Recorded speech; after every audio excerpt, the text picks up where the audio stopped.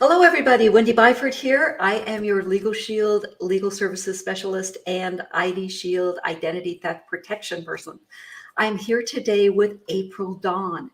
And April is a really good friend who has a really interesting career. She's really passionate about empowering leaders to overcome obstacles and achieve their goals. Now, she's very well qualified to do this. She's got 18 years of experience. She's got a master's in business. She's worked with Fortune 100 companies in leadership development. And most recently, in the past 8 years, she's been coaching using tools and methodologies like quantum human design and RIM. And that's what we're going to be talking about today, is basically her coaching business, because I've tried it. It's absolutely fascinating. And it's something that I think everybody can take advantage of. All business leaders need to know themselves as well as they possibly can. So that's why I'm so happy to have April here as my guest. Hi, April. Hello, Wendy. Thank you so much for having me. Well, first of all, you were doing leadership development with Fortune 100 companies. I mean, wow, what a career. And then all of a sudden you did a switch and now you're in coaching individuals, small business owners and solopreneurs and whatnot in totally different methodologies. So what caused you to change? Yeah, well, it's just been an interesting, I think, journey. I love working with businesses, and I would still work with businesses in corporate America.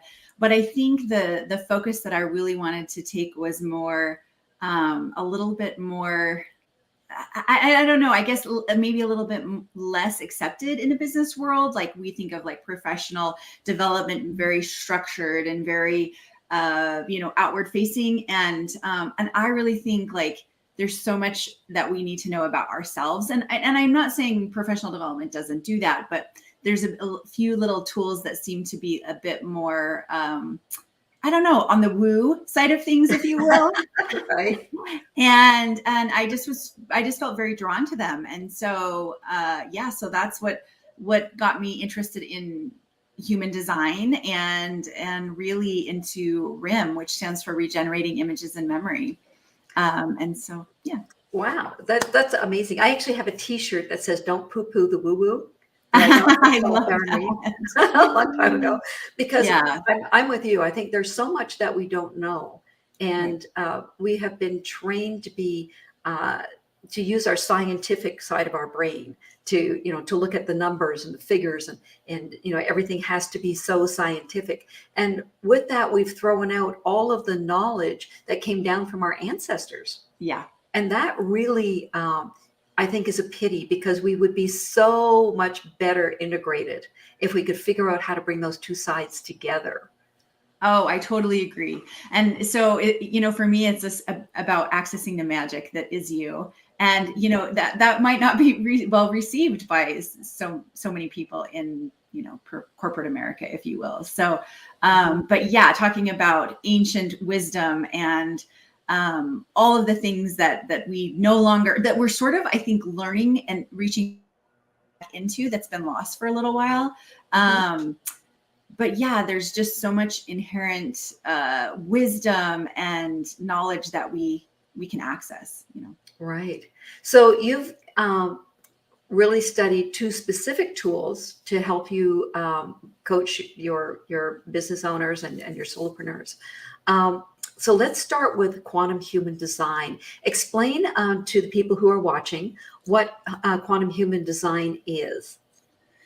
Yeah, so quantum human design is basically, it's a blueprint. It's an energy blueprint. It tells people, using your birth date, time, and location, how your energy best interacts in the world around you, and how to make decisions that are right for you. And it's a combination of all these different methodologies. It uses astrology, the Kabbalah tree of life, the I Ching, the chakra system. All of these elements kind of merge together in a synergistic way, and tells people really how they are designed to create magic in their life and how to use their energy. So it's an energy blueprint. And some people use it as like, a cutting edge personality assessment, if you will. But it really is so helpful to understand yourself. And I think that is one of the things I hear the most when I do readings with people, is this sort of validating, like, oh, that's why I do that, or that's why I'm that way. And yeah, and you've actually had the opportunity to do a quantum human design reading. So I would love, like, what for you, what was the biggest kind of takeaway? What was the most luxurious nugget, if you will, that you walked away with? Wow. I think, the interesting thing is that I've done so many assessments over the years. I'm really old. So I've done all of these different assessments. Sure. Some of them in corporate America, some of them outside. And so I know, that I'm really creative and that I have all of these abilities. What has always been an issue for me is right here. It's the communication. And so when we were talking about things and you had said to me that I had to ask my husband basically yes, no questions, because that's the way he's built, if you like. Yes. A little light bulb went off and I thought, great, that's absolutely incredible, because my way of communicating with him, and this happens in, the workplace as well, right, is to say, do you want this, or this? Like giving him choices. And I would never get an answer. Or I would say completely, we're all taught to do open-ended questions, right? Right. What do you want for breakfast? Silence. Yeah. Right? Yeah. Because that's not the way he communicates. And so now I say to him, do you want a shake for breakfast? Yes or no. Do you want eggs for breakfast? Yes or no. So much easier. So, and then I can get on with what I need to do, rather than standing there for 5 minutes saying, why can't you make a decision? Yeah. I love that. Yeah. It's a tool I love to teach people about themselves and understanding how they operate. And like, yes, so as a generator or a manifesting generator, you have this guttural response, and instantly, your body knows instantly what's right for you. And sometimes we need to get reconnected with that as adults, because, sometimes we get away from that, because we are taught, like, to ask open-ended questions and all of those things. But it's really challenging for a generator to answer a question. What do you want? What sounds good? Because that's not they're using their yes, no response. And so that's so helpful. But it's also such a great tool for me as a coach. So you can imagine, as a coach, if I understand what your human design profile is, I'm able to ask questions that are going to help you get clarity much more quickly. Whether you're a generator or a projector or a manifestor, et cetera. And so, like, of course, I want to teach clients all about themselves, and it's super helpful for me in our relationship to get where we need to go for them. So, yeah, that's awesome. It's priceless. It's too bad we didn't have a little, mechanical device, science meets woo-woo, where you could just kind of put it on somebody and say, oh, that's what you are. So now I know how to communicate. Right. Well, yeah. And I'll tell you, I totally agree. And I'll tell you, so I'm a mom, and I have two children. They're now teenagers. But when my youngest was about 4, we were kind of like struggling a little bit with him, like knowing how to parent him, and he was reacting very differently, and we were feeling really frustrated and challenged. And in 2013 was when I was very first introduced to human design, and I learned that my youngest is a projector, which is a very different design than a generator. And so, of course, he has different needs.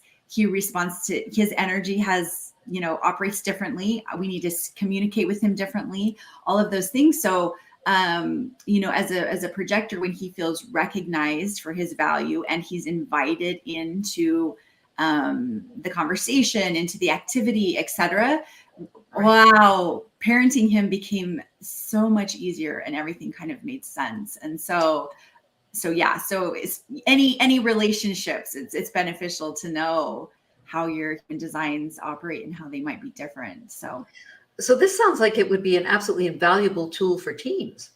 Yes, so valuable for teams.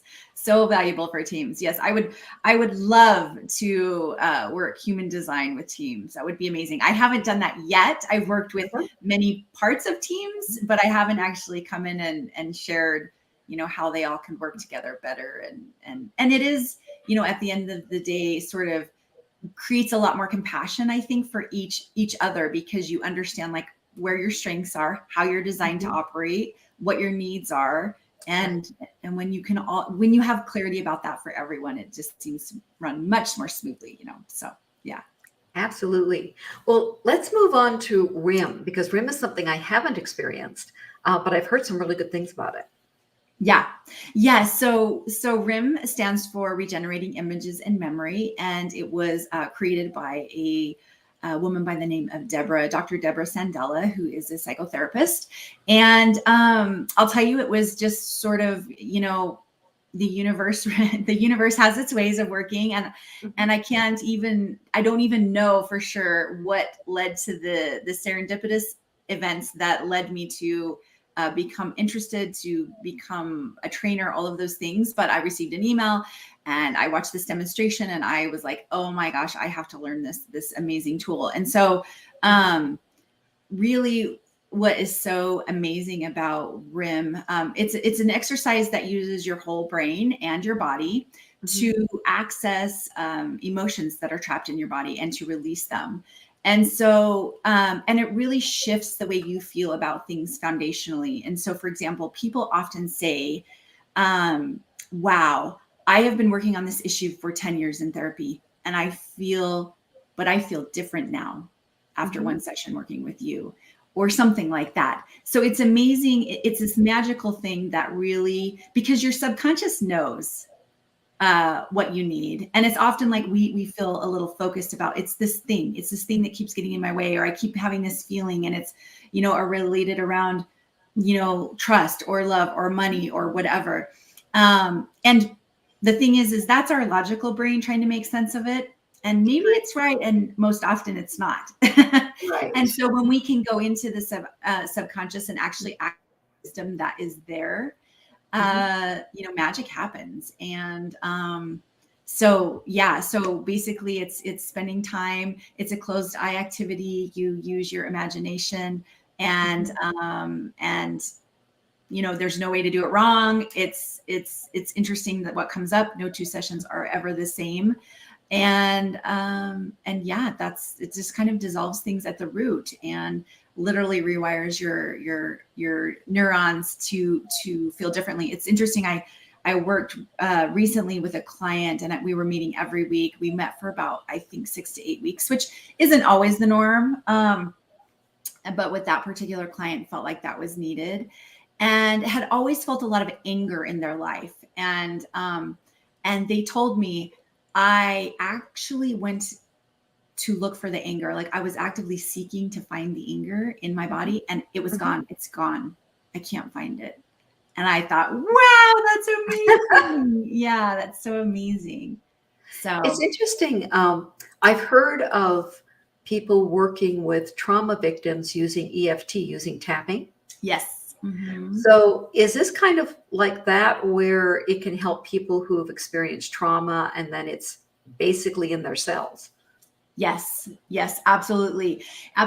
So it's able, yes, anybody that's had any sort of adverse event in their life. And so it can be trauma, and, trauma, that word is kind of used a lot, and psychotherapists or psychologists, like they have a very specific definition for trauma, but really it's like any adverse event that has some residue left over in your body. And so, for example, Wendy, you and I could experience the exact same thing, and maybe I feel traumatized, but I would consider that a trauma to me, and you wouldn't.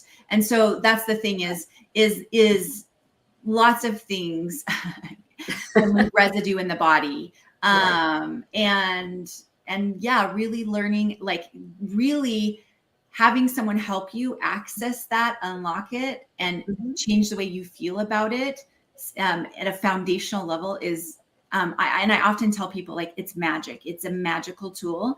And I say that because of what I've experienced, the things that I have healed in my life, that I have shifted.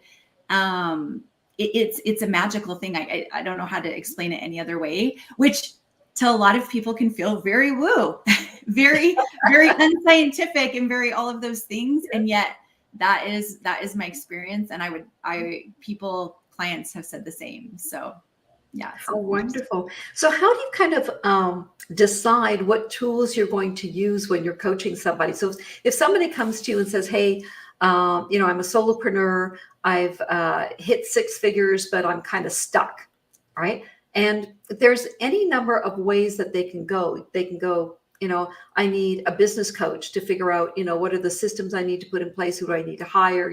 All of that sort of stuff to grow my business. Or there's, my take is always that I look inside first, because 80% of business growth is essentially your mindset. Totally. And I say that having grown our business to 7 figures, I know that if I didn't believe that I could do it and I could do it easily, it wouldn't have happened.